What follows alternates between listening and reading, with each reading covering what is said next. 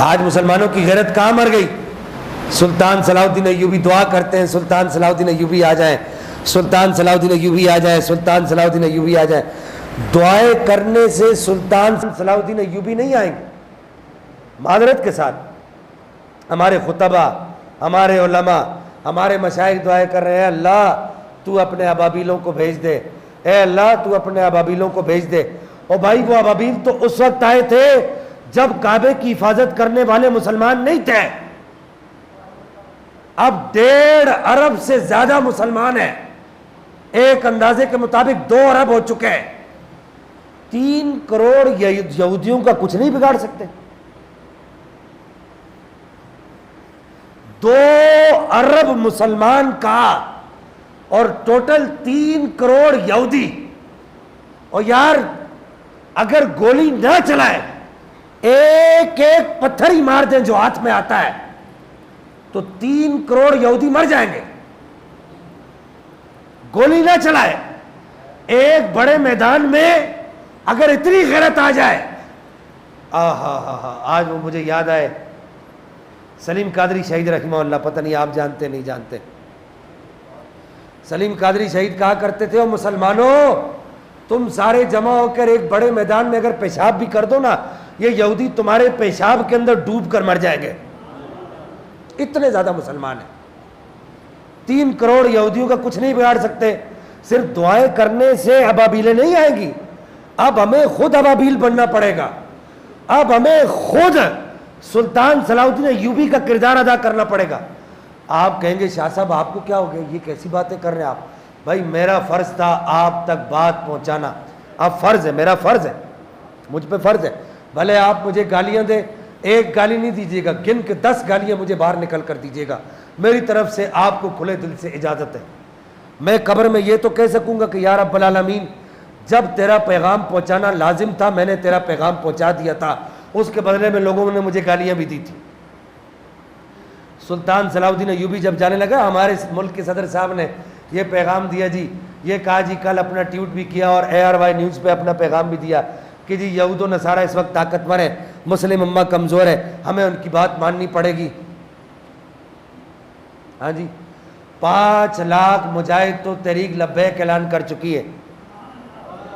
انہوں نے کہا رستہ تم دو، جگہ تم فراہم کرو، پہنچانے کا انتظام کرو، 5 لاکھ مجاہد ہم فراہم کرتے ہیں۔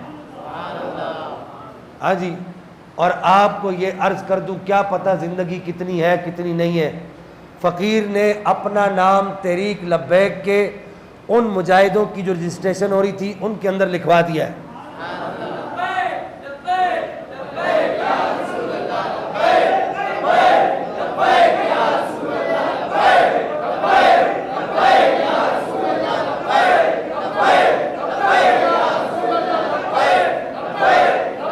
کافروں کا ایک علاج الجہاد، الجہاد، کافروں کا ایک علاج، کافروں کا ایک علاج، کافروں کا ایک علاج، الجہاد، الجہاد، لبیک لبیک، الجہاد، الجہاد، لبیک لبیک، الجہاد، الجہاد، لبیک لبیک، الجہاد، الجہاد، الجہاد، الجہاد۔ اور مسلمانوں تمہاری تو آوازیں ہی نہیں نکل رہی تو یہودیوں کی گولیوں کا سامنا کیسے کرو گے؟ الجہاد، الجہاد، الجہاد، الجہاد، الجہاد، الجہاد۔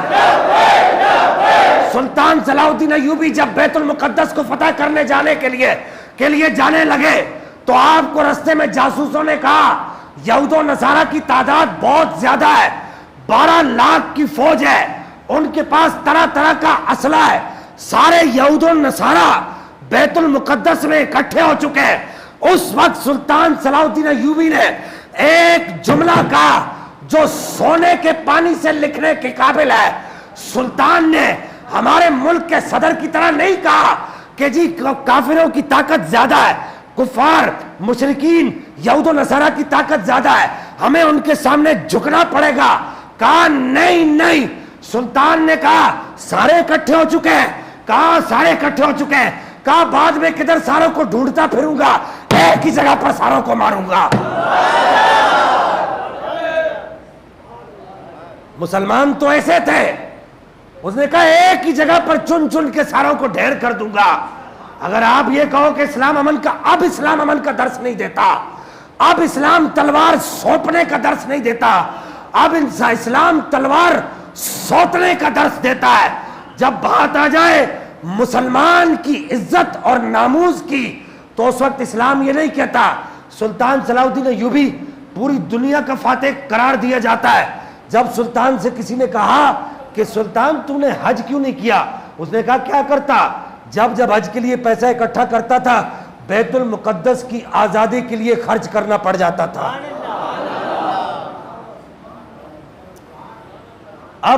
اب یہ اچھا, یہ بات ذہن سے, بس یہ آخری بات عرض کر دوں, یہ بات ذہن سے بالکل نکال دیں کہ جہاد فتنہ ہے. جہاد فتنہ نہیں ہے, جہاد فتنے کا توڑ ہے, فتنہ نہیں ہے. جہاد فتنے کا علاج ہے. جب جہاد ہوا ہے, جنگ کے بعد جب بھی امن ہوا ہے, دیر پا امن ہوا ہے. اب مسلمانوں کو اپنے بچوں کو مولا علی کے جہاد کے قصے سنانے پڑیں گے. اب مسلمانوں کو اپنے بچوں کو عمر بن خطاب, عمر فاروق کے جہاد کے قصے سنانے پڑیں گے. اب مسلمانوں کو اپنے بچوں کو خالد بن ولید کی تلوار کی طاقت بتانی پڑے گی. اب مسلمانوں کو اپنے بچوں کو صحابہ کرام کی طاقت بتانی پڑے گی. اب مسلمانوں کو اپنے بچوں کو ٹیپو سلطان کے جذبے کا جو ہے وہ سامنا کروانا پڑے گا. اب مسلمانوں کو اپنے بچوں کو سلطان صلاح الدین ایوبی کا جذبہ بتانا پڑے گا, ورنہ یہ یہودی نصرانی اور کفار و مشرکین ہمیں گاجر مولی کی طرح کاٹ کر کھا جائیں گے.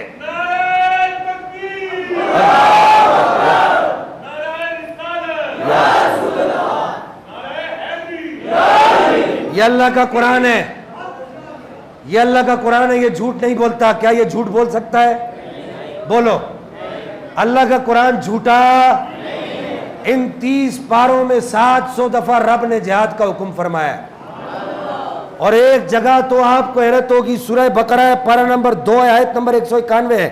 اللہ تعالیٰ ارشاد فرماتا ہے وَقْتُلُوهُمْ حَيْثُ ثَقِفْتُمُوهُمْ وَأَخْرِجُوهُمْ مِنْ حَيْثُ أَخْرَجُوكُمْ وَالْفِتْنَةُ أَشَدُّ مِنَ الْقَتْلِ. قرآن کہتا ہے جہاں تمہیں اللہ کے دین سے لڑنے والے یہودی نصرانی مسلمانوں کے خلاف لڑنے والے یہودی اور نصرانی نظر آئیں, یہ قرآن کہہ رہا ہے. جاؤ کوئی بھی ترجمہ دیکھ لینا, سورہ بقرہ پارہ نمبر 2 آیت نمبر 191 ہے. فرماتا ہے قرآن کہتا ہے وَقْتُلُوهُمْ حَيْثُ ثَقِفْتُمُوهُمْ. اگر تمہیں گراؤنڈ میں نظر آئے ادھر مارو, اگر تمہیں بازار میں نظر آئے ادھر مارو, اگر تمہیں گلی محلے میں نظر آئے ادھر مارو, اگر تمہیں اپنی عبادت گاہوں میں نظر آئے ادھر مارو. کفار و مشرکین کا ایک نام بھی نہ چھوڑو. کہا کیوں؟ قرآن کہتا ہے وَالْفِتْنَةُ أَشَدُّ مِنَ الْقَتْلِ. یہ جو تم یہودی اور نصرانی مارو گے نا جو مسلمانوں کے خلاف لڑتے ہیں, قرآن کہتا ہے یہ فتنہ ہے, اور فتنہ اس قتل سے زیادہ سخت ہوتا ہے. اگر تم قتال کرو گے تو قتال اتنا سخت نہیں ہے جتنے یہ فتنے سخت ہیں. اللہ تعالی ہمیں عمل کی توفیق عطا فرمائے.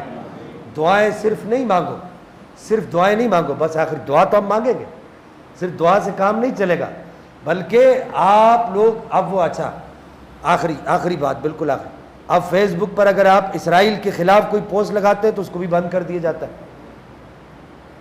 تو وہ آپ ایسے جوانوں سے ملے جو فیس بک کو رپورٹ کرنے کا طریقہ بتاتے ہیں, واٹس ایپ کو, دیگر سوشل میڈیا کے ذرائع کو, تاکہ خصوصاً ان کی اکانومی کو نقصان پہنچاؤ. کم از کم پیپسی, کوکا کولا, مرنڈا تو 7 اپ, خدا کے لیے اس کو پینا چھوڑ دو.